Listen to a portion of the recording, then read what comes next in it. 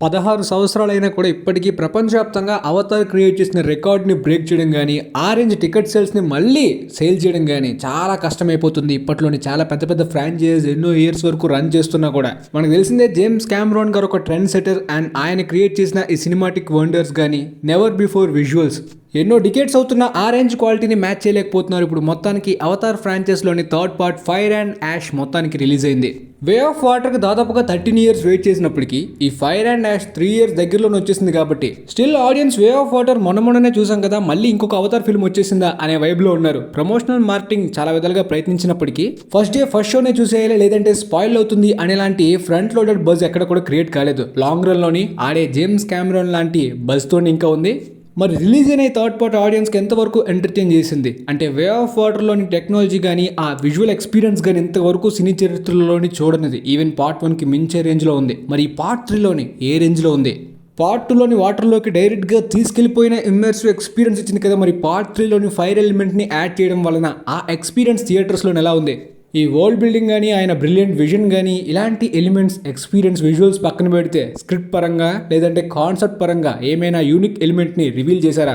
లేదా పార్ట్ 2లోనే ఇందులో కూడా వరల్డ్ బిల్డింగ్ని ఎక్కువ శాతం బిల్డ్ చేశారా అంటే ఇందులో రివీల్ చేసిన ఒక అద్భుతమైన పాయింట్ అయితే మాత్రం చాలా మందిని సర్ప్రైజ్ చేస్తుంది. ముఖ్యంగా ఏవా గురించి కంప్లీట్గా గాడెస్ ఏవా గురించి ఒక మెయిన్ ఫిల్మ్నే ప్లాన్ చేస్తున్నారు. కంప్లీట్గా లాస్ట్ ఫిల్మ్ అనుకుంటా. సో ఇప్పటిదాకా చూపిస్తున్న ఆ పవర్స్ అన్ని కలిపి ఈసారి చూపించిన ఆ ఏవా సీన్ అయితే మాత్రం బిగ్గెస్ట్ పవర్ఫుల్ పాయింట్లు అనిపించింది ప్లాట్ లోని. ఫర్ ఎగ్జాంపుల్ రీసెంట్ గా చాలా మంది పాపులర్ గాడ్స్ ని బేస్ చేసుకుని రిలీజన్ బేట్ లాగా చాలా పెద్ద పెద్ద ఫిల్మ్స్ తీస్తున్నారు.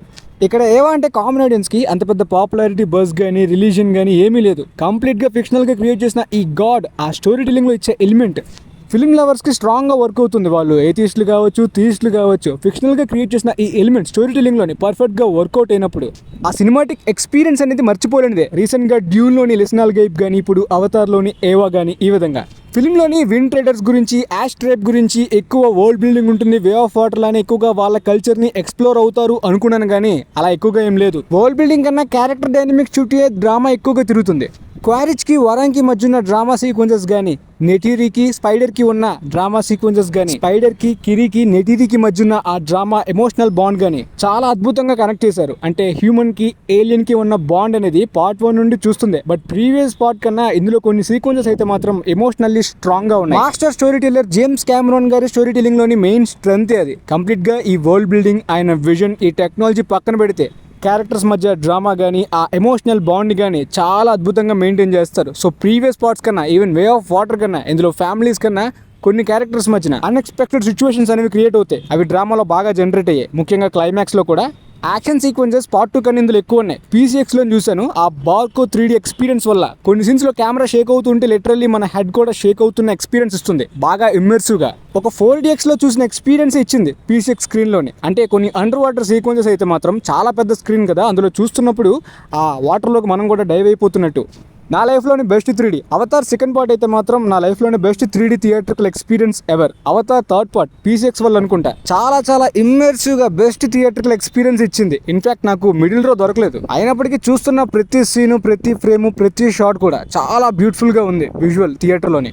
ఈవెన్ నెక్స్ట్ 4DX కూడా ప్రయత్నిస్తాను. కాకపోతే ఇక విజువల్స్ విషయానికి వస్తే VFX పరంగా ఒక సినిమాటిక్ వండర్ టైప్లోని ఆ టెక్నాలజీ అండర్ వాటర్లోని పార్ట్ 1 తర్వాత పార్ట్ 2 బాగా సర్ప్రైజ్ చేసింది. 'వే ఆఫ్ వాటర్'లోని ఆ వరల్డ్ బిల్డింగ్ స్లోగా స్టడీగా వెళ్ళడం. బట్ ఇక్కడ పేసింగ్ అంత స్టడీగా స్లోగా వరల్డ్ బిల్డింగ్ వెళ్ళదు కాబట్టి కాస్త గజిబిజి అయితే మాత్రం డ్రామాలోని ఎక్కువ సీక్వెన్సెస్లోని జనరేట్ అయింది కాబట్టి పార్ట్ 2 విజువల్ ఎక్స్పీరియన్స్, ఆ టెక్నాలజీ, ఆ అండర్ వాటర్ ఎక్స్పీరియన్స్ అయితే మాత్రం డైరెక్ట్గా పాండోరాలోకి అలా వెళ్ళిపోతున్న ఇమ్మర్సివ్ ఎక్స్పీరియన్స్ ఇస్తుంది. పార్ట్ 3లోని అలాంటి డిఫరెంట్ లొకేషన్స్ కానీ ఆ ప్లానెట్ని ఎక్కువగా ఎక్స్ప్లోర్ అవడం కానీ జరగదు. కొద్దిగా యాష్ ట్రైబ్కి సంబంధించి కొన్ని లొకేషన్స్ తప్పించి ఎక్కువ వరల్డ్ బిల్డింగ్ అయితే మాత్రం ఎక్స్పెక్ట్ చేయకండి.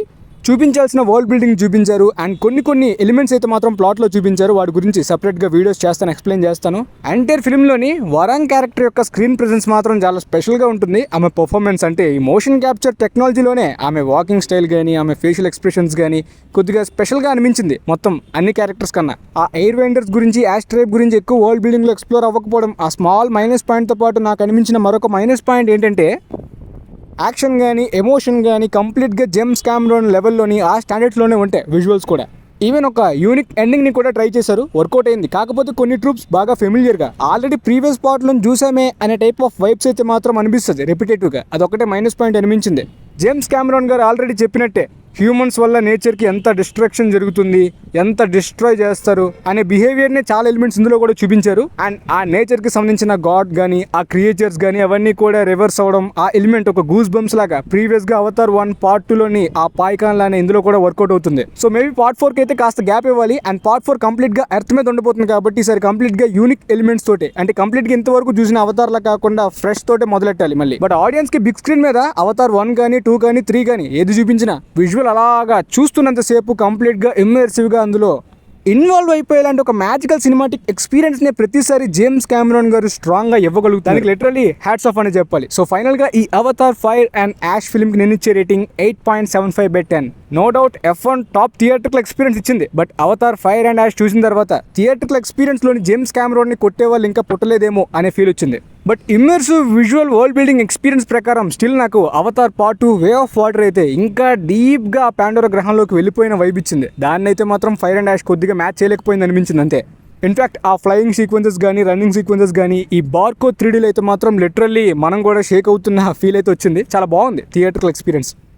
వీలైతే మీరు కూడా అలాంటి బెస్ట్ PLF స్క్రీన్స్లోనే ప్రయత్నించండి. ఎక్స్పీరియన్స్ మెమరబుల్గా వన్స్ ఇన్ లైఫ్ టైమ్లా ఉండిపోద్ది. మొత్తానికి నా రివ్యూ మీకు క్లియర్గా అర్థమైంది అనుకుంటే అండ్ ఫిల్మ్లోని ఆ వరల్డ్ బిల్డింగ్లో చూపించిన కొన్ని అన్ఆన్సర్డ్ క్వశ్చన్స్ గురించి తర్వాత మన ఛానల్లోని ఎక్స్ప్లెయిన్ చేస్తాను. సో వీలైతే ఈ వీడియోని మీ ఫ్రెండ్స్లో ఉన్న వాళ్ళకి కూడా షేర్ చేయండి, వాళ్ళకి కూడా యూజ్ అవ్వచ్చు అనుకుంటున్నాను. And thanks for watching guys.